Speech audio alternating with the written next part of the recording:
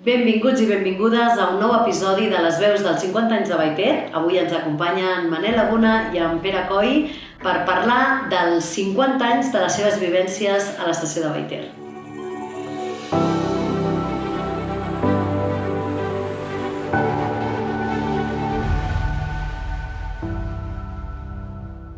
Benvinguts. Gràcies. Bon dia. Bon dia. Que avui fa molt bon dia, Avui fa molt bon dia, Ens està fent una setmaneta de sol i... Després de tants dies de vent. Exacte. Jo tenia que venir amb les butxaques plenes de pedra perquè soc peixet i volava. Perquè aquí, quan bufa el vent, que vosaltres heu viscut aquí experiències de vent, Sí. no? Molt vent, sí. Molt. De bufar molt vent. Ara I que encara ara sembla que no tant.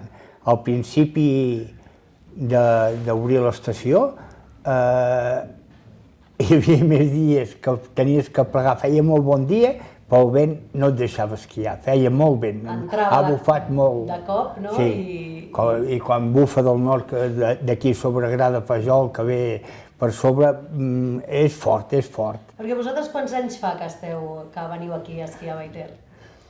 Aquí a Vallter, poder 48, 49 anys, 50, no sé. Quan van començar a inaugurar-ho, ara fa 50 anys, no? Sí.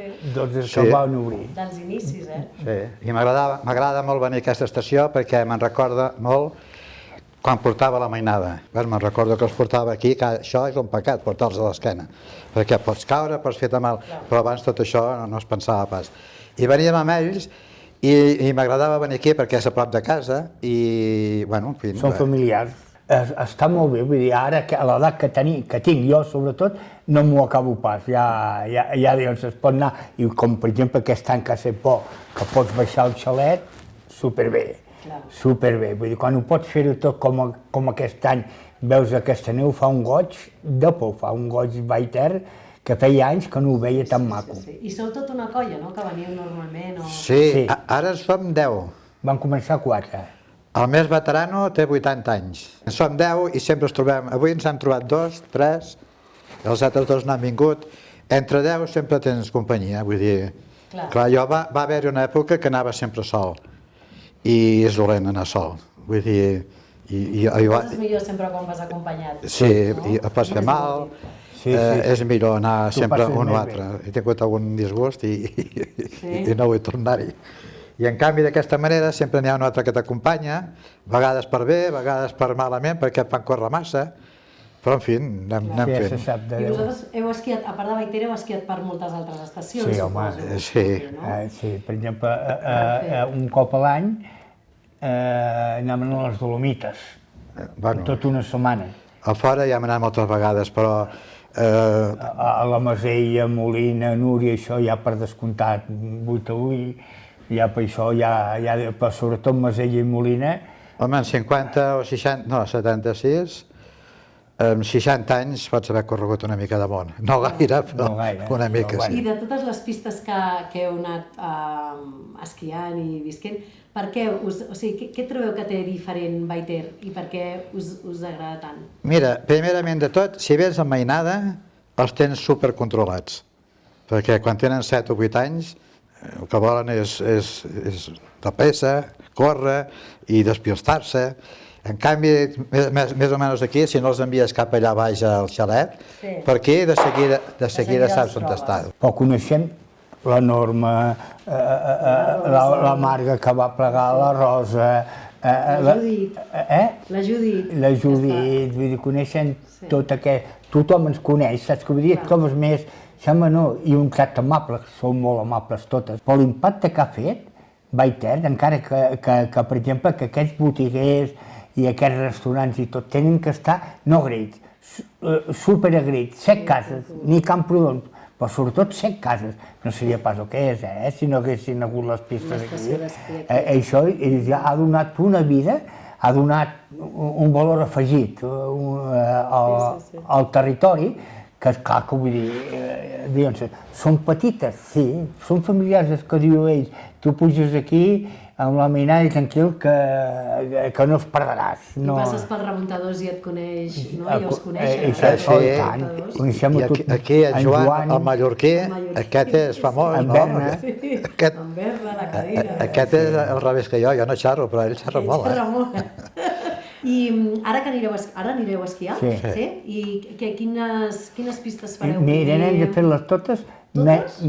Totes. Tant com Per on comenceu? El Xominelles fem primer l'estadi. Vale. I a Xominelles hi hem d'anar-hi de seguida perquè a l'una tanquen, o abans de l'una, menys la norma, no? I a on no penso anar jo és a la del xalet. La del... Bueno, ahir hi havia una... Surten rocs. Hi havia un vessal de... Sí, surten rocs i... No, vessal d'aigua, no, vessal de fang. I jo sóc el patito feo d'aquesta colla. A aquesta estació podria baixar fins a les cadires, em conec. Ah, sí? Ara, sí. Hi ha el número 18, el número 18 que és diferent, no sé si ho sabeu. Sí, Ho que sabeu? té la cadira de baix. Ah, sí? Sí. D'aquí, del telecadira del... Sí, la telecadira té la cadira de... Expliqueu. El número 18, no sé de la van treure, d'una estació diferent. No, perquè també les tenen aquí baix. La de... És la de l'Enric Planella? Eh? De l'Enric Planella, o sigui, del telecadira de 2 o del de 4? No, el de 4. El de 4. El de 4, el número 18, és diferent.